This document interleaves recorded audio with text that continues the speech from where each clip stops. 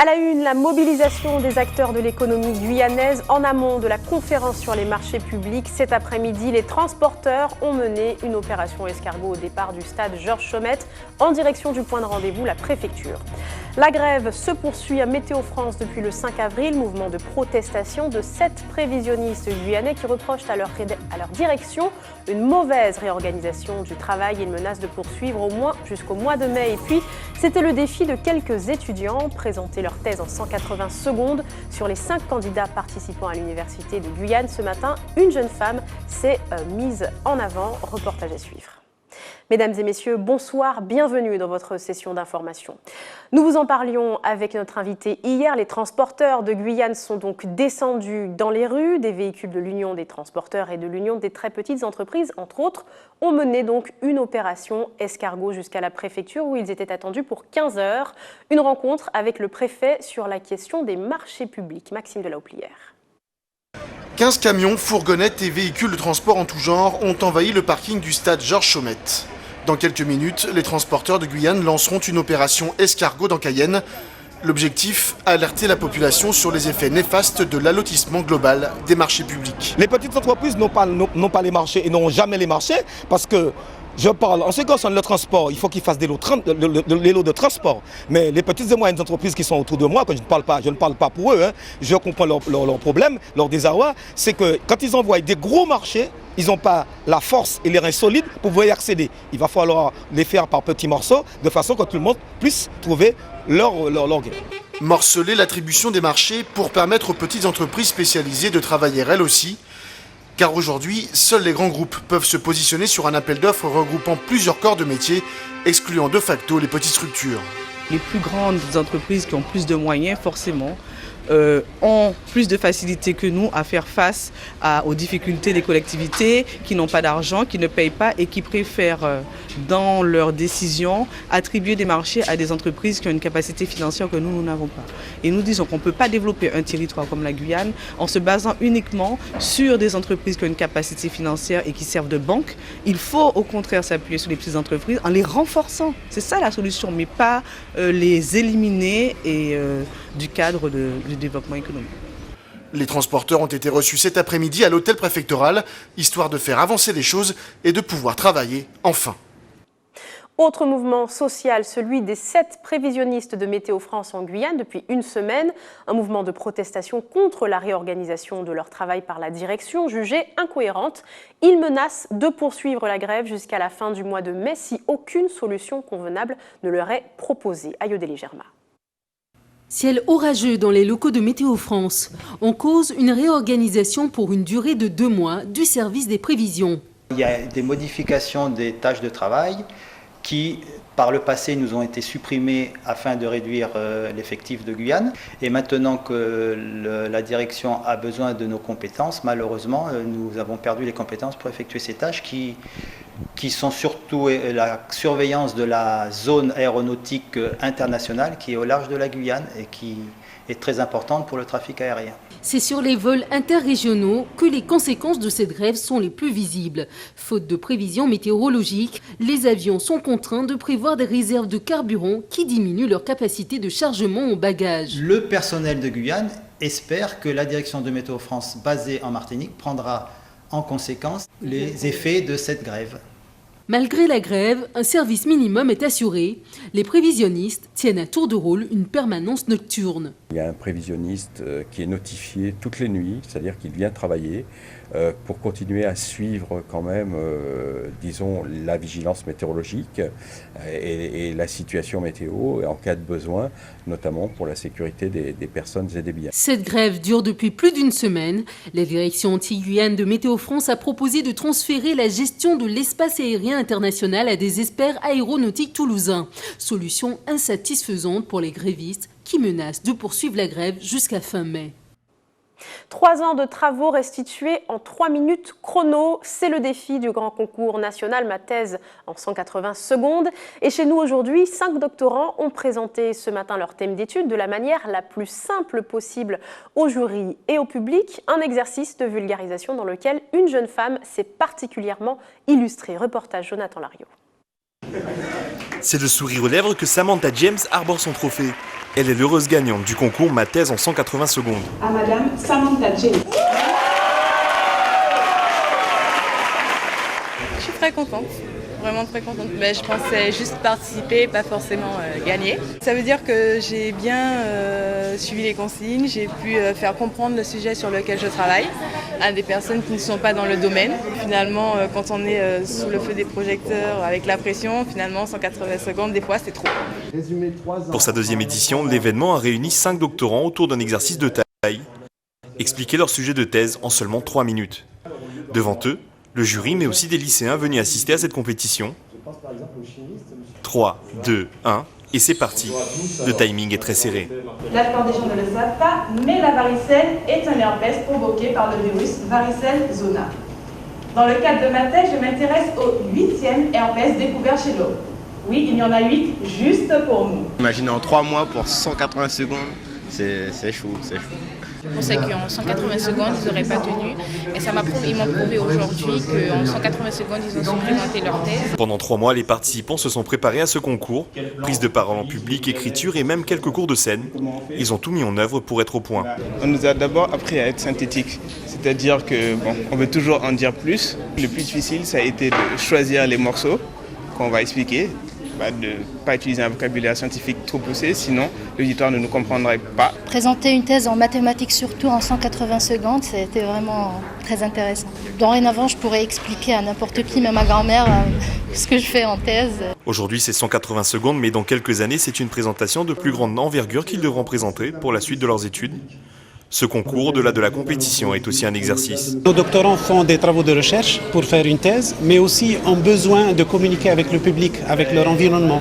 Et cet exercice de résumer leurs travaux de thèse en 3 minutes et qui soit compris par le public, tout public, est un exercice qui les met déjà dans le bain. Voilà, pour à la fin, quand ils iront en situation professionnelle. Une victoire aujourd'hui, mais pour Alexandra, ce ne sont pas là les dernières 180 secondes d'explication qu'elle donnera. Elle partira représenter la Guyane dans les demi-finales du concours national le 30 mai, pour peut-être à la clé décrocher une place en finale, et plus si affinité. Dans l'actualité également, première grève pour la collectivité territoriale de Martinique. Nous vous l'annoncions hier.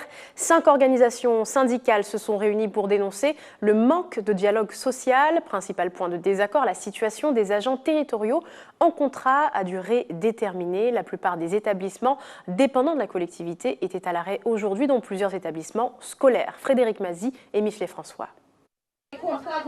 Dès 4h30 ce matin, ces barricades ont été érigées devant l'hôtel de la CTM. Ni élus, ni salariés n'ont pu accéder aux locaux.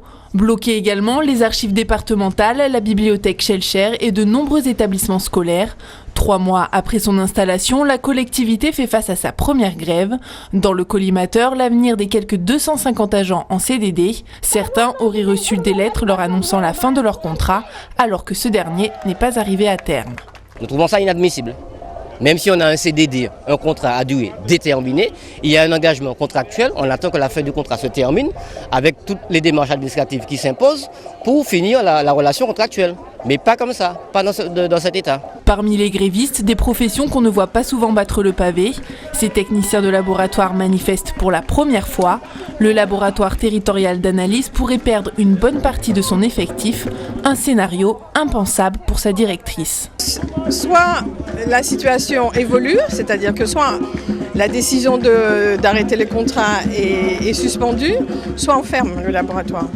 Tous les services de la collectivité sont concernés, agents administratifs, agents d'entretien ou encore éducateurs spécialisés. Des contractuels en poste, pour certains depuis plus de 3 ans. Légalement, ils auraient dû se voir proposer un CDI. Toutes les difficultés ne sont donc pas uniquement imputables à la nouvelle majorité. D'ailleurs, les syndicats se défendent de toute manœuvre politique. Ça n'a rien de politique. Je voudrais qu'on arrête de mélanger tout. Non, ce serait une autre personne qui serait là, on serait en grève. On est en grève pour nos collègues. On veut que nos collègues réintègrent leur poste. Vous vous rendez compte, en Martinique, le nombre de personnes paupérisées et on met des assistantes sociales à la rue. Mais c'est quoi ce pays? Où est-ce qu'on va là? On ne pouvait pas trouver une solution, on ne pouvait pas discuter, négocier avec nous. Après plusieurs rencontres infructueuses avec des membres du conseil exécutif, notamment Francis Carole, en charge des affaires sociales, les syndicats réclament de rencontrer le président de la collectivité, le seul vrai maître à bord selon eux. On est venu, on aurait pu dire non, on ne veut pas rencontrer les élus que la collectivité nous envoie parce qu'ils sont en incapacité de prendre des décisions, parce qu'ils n'ont pas de mandat pour ça. Nous, on a accepté, mais à force d'entendre des choses et puis nous dire que ce n'est pas, on n'a pas, on ne peut pas, il faut qu'on retourne, il faut qu'on aille voir. Nous, on dit aujourd'hui, on ne veut plus de porteurs de messages, on veut des gens qui prennent des décisions en face de nous. Donc vous voulez rencontrer Alfred Marie-Jeanne? Si c'est lui le responsable, je pense que c'est lui le responsable. Donc, nous voulons le rencontrer. Aucun élu ne s'est déplacé sur les piquets de grève. Hier, Francis Carole a proposé une nouvelle rencontre ce vendredi. Les syndicats n'ont pas donné suite. En attendant, le mouvement est reconduit demain. Restez avec nous, dans quelques instants, nous verrons les derniers préparatifs du festival théâtral et musical Les Tréteaux du Maroni. Ça démarre demain. Et puis, nous partirons en Martinique pour les derniers ajustements avant le lancement de la compétition internationale Surf Pro qui va réunir plus de 140 surfeurs sur les plages de Basse-Pointe. Reportage à suivre. Mais avant cela, nous en parlions la semaine dernière. La finale du concours Orange et Elle s'est tenue le week-end dernier en Guadeloupe. Et parmi les 18 participantes, c'est une Guyanaise, Rachel Bessy, qui l'a emportée avec son projet de bureau collectif. Elle est notre invitée ce soir. Bonsoir Rachel Bessy. Bonsoir. Merci d'avoir accepté notre invitation. Donc on voit ce prix que vous pouvez éventuellement montrer aux téléspectateurs que vous avez reçu le week-end dernier. Vous êtes donc l'heureuse gagnante. Qu'est-ce que ça représente pour vous et pour cette idée de ce projet d'entreprise ? Mais ça représente une impulsion, en fait, un démarrage, une visibilité de cette entreprise qui est en train de se créer. Donc oui, une espèce de catalyseur. Alors on va parler justement de l'entreprise. Vous souhaitez créer une sorte de bureau collectif connecté. On va expliquer ce que c'est. Mais d'abord, qu'est-ce qui vous a donné l'idée de créer ce projet-là en Guyane ?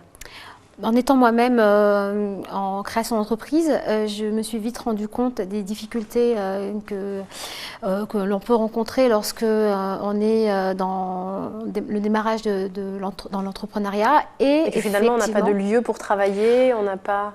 Entre autres, et on a aussi des informations croisées. C'est un peu difficile de tout réunir et de travailler efficacement.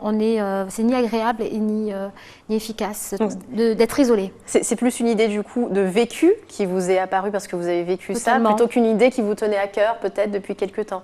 Exactement, c'est du vécu parce qu'à la base, mon entreprise j'étais partie sur autre chose et au final, je me suis très vite rendu compte qu'il y avait ce manque et que ce serait bien. Et qu'il fallait peut-être l'exploiter. Alors donc concrètement, comment ça va se passer ? Alors, qui ça va concerner et comment vont être ces locaux ? Alors ça va concerner les travailleurs nomades. Donc j'entends comme par travailleurs nomades, donc ça regroupe un large public. Donc il y a les indépendants, il y a les détachés professionnels, il y a les étudiants, il y a les salariés aussi qui sont en balade, qui sont sur le terrain et qui aussi aimeraient trouver un lieu peut-être pour avoir une photocopieuse à disposition, tout en se restaurant, puisque l'idée c'est aussi d'avoir un point de restauration. Et donc ça va être disposé comment en termes de tarifs ? C'est-à-dire qu'il y aura des abonnements, il y aura un petit peu à la journée, à l'heure, comment ça se passe ? Alors il y a un abonnement effectivement, mais il y a aussi, c'est accessible à tous. Alors il y a des espaces, différents espaces, un espace prévu pour les abonnés, donc l'espace de coworking traditionnel, pour ce qui est de l'accès libre. Donc on trouve un espace de restauration et de détente où on peut travailler, discuter, parler sans déranger ceux qui travaillent vraiment. Alors, on comprend l'idée en tout cas. Le coworking, c'est quand même quelque chose qui se fait depuis assez longtemps un peu partout, souvent dans les grandes métropoles. Alors pourquoi, comment envisager de lancer ce type de concept en Guyane ? Justement, ça manquait puisque comme ça s'organise un peu partout dans le monde, il fallait quand même penser à la Guyane. Donc je pense que c'est en plus bien adapté compte tenu de nos spécificités locales. Et quelles sont les étapes pour y parvenir ? Alors de trouver un local, Donc j'entrevois déjà le lieu idéal pour ce type de projet et ensuite l'aménagement et après surtout préparer son réseau, avoir un réseau de travailleurs nomades qui connaissent d'avance ce type de lieu. On va parler quand même des moyens nécessaires pour créer ce genre de lieu parce qu'on suppose qu'il y aura quand même un certain équipement informatique. Alors, mais d'abord revenons sur le concours. Qu'est-ce que cet encadrement, parce que pendant 4 mois quand même vous étiez coaché, qu'est-ce que cet encadrement vous a apporté? Il m'a apporté déjà une direction. Aussi sur le savoir-être, parce que c'est vrai que quand j'ai commencé à créer l'entreprise, j'étais axée sur l'entreprise et pas forcément sur moi. Et il ne faut pas s'oublier quand on crée une entreprise, parce que c'est nous qui faisons la différence. Et c'est nous qui de se présenter, de démarcher peut-être. Tout à fait. Donc on nous a appris à pitcher, par exemple, à savoir parler de son projet de façon simple et rapide, de sorte qu'on n'ait pas à vous poser des questions. Pour que la personne comprenne, donc voilà, c'est ça le pitch. On nous a appris aussi effectivement à un savoir-être en toutes circonstances et surtout la vision, enfin on nous a repoussé dans nos retranchements pour essayer de nous éclairer sur tout ce qui était possible. Voilà, et ça c'était... C'était intéressant pour vous. C'était peut-être nécessaire aussi pour pouvoir avoir l'énergie nécessaire, les compétences nécessaires. Je pense qu'on ne réussit jamais rien seul. Et ça tombait vraiment très bien pour moi. Et j'ai pris tout ce qu'il y avait à prendre et je suis très contente de cette expérience. Alors parmi ce qu'il y avait à prendre en tant que gagnante, vous partez avec 6 000 €. Est-ce que ça va suffire pour cette structure-là? Non, alors ça ne va pas suffire. J'aimerais bien que ça suffise, mais non. Alors j'ai aussi, je suis suivie localement, notamment par Guyane Pionnière. Je suis aussi inscrite dans le réseau Entreprendre et voilà, j'ai un encadrement aussi sur place qui va m'aider à chercher le financement. Alors, toute dernière question très rapidement, du coup, quand est-ce que vous prévoyez l'ouverture de ce bureau collectif? Alors j'espère pouvoir l'ouvrir fin d'année, pour coïncider aussi avec la rentrée prochaine donc des étudiants en septembre. On l'espère en tout cas. Merci beaucoup Rachel Bessy d'avoir été avec nous. Nous prenons maintenant la direction de la radio Sophia en Guadeloupe. Depuis quelques semaines, les élèves de l'école de Sainte-Rose réalisent leur propre émission en radio. Comme des professionnels, ils s'exercent à la prise de parole et au travail de questionnement de la presse. On voit ça avec Linda Kayarsi. À 5 minutes du direct, Chlorane et ses co-animateurs procèdent aux dernières vérifications. J'ai le conducteur de ce qu'on va faire aujourd'hui dans l'émission, les présentations, le sommaire, les interviews. Une première pour ces élèves qui, une fois par semaine, découvrent le monde de la radio pendant les activités périscolaires. On a vu comment marcher, comment on faisait diffuser une émission. Où se trouvaient les antennes, plein de choses comme ça, voilà. On pousse les enfants, donc non seulement à faire de la radio, mais à s'intéresser de ce qui se passe sur la télé, sur la radio, au lieu d'être tout le temps sur un iPad ou leur smartphone. Salut, retrouve toute l'équipe de Junior FM en direct de l'école mixte du bourg de Sainte-Rose. Junior FM prend le contrôle de Radio Sophia Altitude. Le coup d'envoi est donné. Durée de l'émission, 1 heure. Bonjour auditeurs et auditrices. Merci à tous de nous écouter sur la 88.5. Dans ce studio de fortune, et malgré quelques maladresses, bon nombre de sujets et de thématiques sont abordés. Ici, chacun s'applique. Bonjour à toutes et à tous. Moi, je vais parler de la déforestation. La déforestation, c'est quoi? L'homme coupe l'arbre, en sachant que l'arbre absorbe le CO2, le gaz carbonique qui rejette de l'O2, l'oxygène dont nous avons besoin pour vivre. Quand l'homme coupe l'arbre, ça rejette tout le CO2 qu'il avait déjà absorbé. Moi, j'ai parlé de l'adaptation du porc au climat. Donc, en fait, c'est que comme moi, j'aime bien les saucisses et le jambon, j'avais parlé du croisement génétique du porc. Les invités, quant à eux, ne sont pas en reste. Le directeur de l'établissement, un inspecteur académique, mais aussi Madame le maire, se succèdent au micro. Cela leur de mieux s'exprimer et puis de dire effectivement ce qu'ils ont dans le cœur. Cela leur permet aussi de s'informer sur ce qui se passe en Guadeloupe, sur ce qui se passe dans leur commune et de la manière dont leur école fonctionne. Ils ont bien maîtrisé leur sujet tant pour les questions que parfois un peu d'improvisation. Donc ils ont respecté le timing qu'ils avaient prévu, donc leur feuille de route, voilà. Donc je ne peux que les féliciter. 10 heures, il est déjà temps de rendre l'antenne et de dresser un premier bilan de cette expérience radiophonique en live. Nous remercions tous les auditeurs et auditrices d'RSA, le technicien et tous ceux qui ont participé à cette émission. Ça s'est bien passé, j'étais un petit peu stressée, mais ça y est allé et je me suis bien amusée. Mission donc accomplie pour Casey et ses co-animateurs. Les professionnels de la radio n'ont qu'à bien se tenir.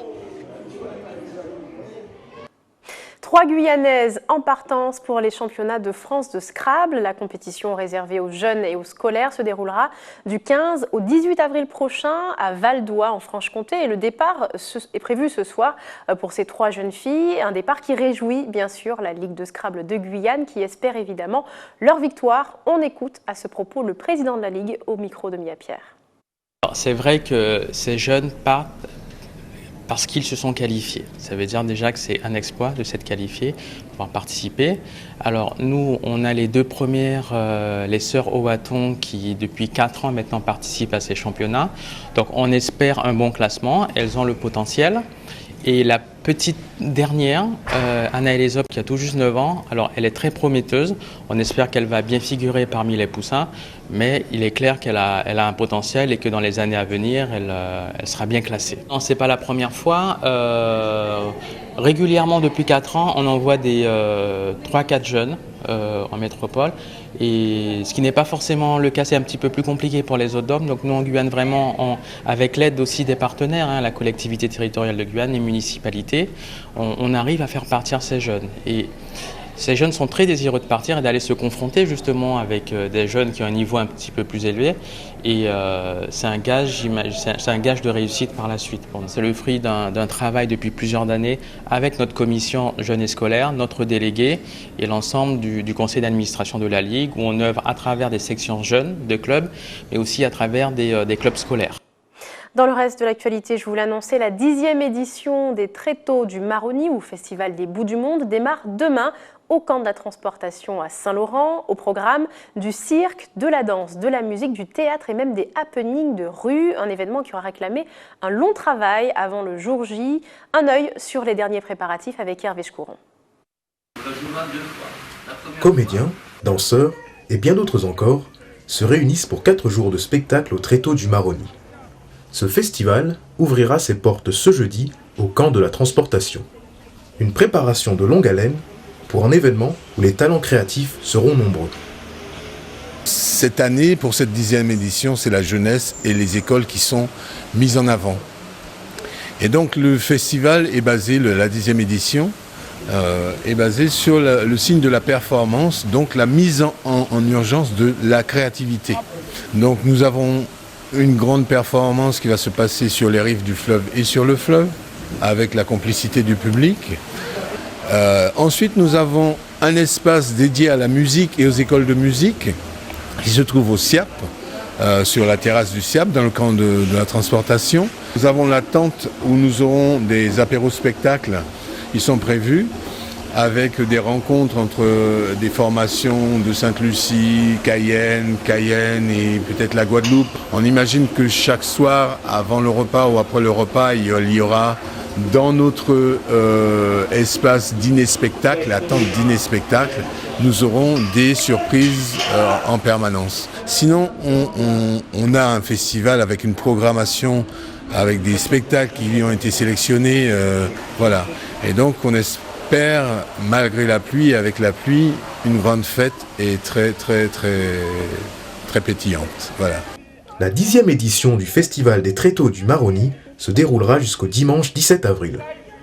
Un rendez-vous immanquable pour tous les curieux de Guyane. Autre préparatif à présent, ceux de la compétition internationale Surf Pro. Pour la 2e année consécutive, elle se tiendra en Martinique, à Basse-Pointe, dès dimanche prochain. Et pendant une semaine, 144 des meilleurs surfeurs mondiaux s'affronteront. Comment se déroulent les derniers ajustements? On voit cela avec Alvin Courcy. C'est encore en chantier, mais tout a été pensé pour accueillir surfeurs et spectateurs à la seule étape des championnats du monde de surf en Caraïbes. Donc les premiers bungalows, c'est pour les juges. Le deuxième, c'est pour la communication. Ensuite, par là-bas, ça sera pour les surfeurs, donc un grand espace pour accueillir 144 surfeurs, compétiteurs. Après, juste à côté, donc il y a les kinés. Après, derrière moi, donc il y aura la buvette et la boutique où on pourra trouver différents articles concernant la compétition, donc des t-shirts, des casquettes, etc. Okay. Toute l'année, Sébastien est employé en grande surface, mais depuis une semaine, il a décidé de venir aider ses amis surfeurs de l'association pour finir de tout installer. Il y a 18 tonnes de matériel, nous sommes 4, nous avons commencé vendredi. Et je pense que d'ici jeudi, on aura bouclé. Après, ça sera la signalisation, enfin, je veux dire les sponsors qu'on devra mettre les bâches des sponsors. L'an dernier, la compétition a attiré plus de 15 000 spectateurs pour cette seconde édition. Les organisateurs espèrent encore faire mieux. Un dynamisme essentiel pour la commune de Basse-Pointe et pour ses commerçants. L'année dernière, c'est vrai que ça n'arrêtait pas. On tournait, on faisait 2-3 services, c'est vrai que c'était rempli. Donc comme ça, c'est super bien passé l'année dernière. Et ceux qui n'y étaient pas ont vu les images, se disent zut, alors cette année, il ne faut pas que je rate ça. Donc je pense qu'il y aura encore beaucoup plus de monde pour le Martinique Surf. C'est vrai que ça a un impact pour la commune. En tant que socio-professionnel de la commune, je pense que c'est une très bonne chose. Australiens, Américains, Hawaïens, les surfeurs viennent des 4 coins du monde pour participer à l'événement. Afin de les accueillir, plus d'1 million d'euros ont été déboursés par les organisateurs. Un investissement largement rentabilisé. Ces gens-là, il faut les loger. Donc c'est déjà une ressource pour les personnes, pour les structures du Nord. Et puis aussi, il faut savoir que plus de 67% de notre budget est reversé à des entreprises locales. Donc ça, on est sur l'impact direct. Le panier moyen des surfeurs qui nous avaient visités l'année dernière était de 1 285 € sur une durée de 5 jours, hors transport. C'est 2 fois le panier moyen d'un touriste, selon les chiffres du comité martiniquais du tourisme. Au-delà des retombées économiques, martiniquais et touristes attendent l'événement avec impatience. Je fais du surf là où j'habite et comme j'aime beaucoup le surf, je vais venir faire un tour. Je vais voir un peu les techniques qu'ils ont, etc. Et aussi pour voir des beaux garçons. Les gens sont en bonne disposition à discuter, ils ont envie de connaître, c'est le moment de faire des connaissances, pour ceux qui sont seuls en tout cas. Tout devrait être en place pour la soirée d'ouverture de vendredi et les premières étapes qualificatives de dimanche, en espérant que la météo soit au rendez-vous. Et c'est la fin de ce journal, voici le rappel des titres. La mobilisation des acteurs de l'économie guyanaise en amont de la conférence sur les marchés publics cet après-midi. Les transporteurs ont mené une opération escargot au départ du stade Chaumette en direction du point de rendez-vous, la préfecture. La grève se poursuit à Météo France depuis le 5 avril, mouvement de protestation des prévisionnistes guyanais qui reprochent à leur direction une mauvaise réorganisation de leur travail. Ils menacent de poursuivre le mouvement jusqu'à la fin du mois de mai. Et puis c'était le défi de quelques étudiants, présenter leur thèse en 180 secondes. Sur les 5 candidats participant à l'université de Guyane ce matin, une jeune femme l'a emporté avec un projet scientifique. Dans quelques instants, l'info nationale et internationale avec BFM TV, puis ce sera votre émission Face à Face avec Farouk Amri. Merci d'avoir été avec nous, très bonne soirée à vous, à demain.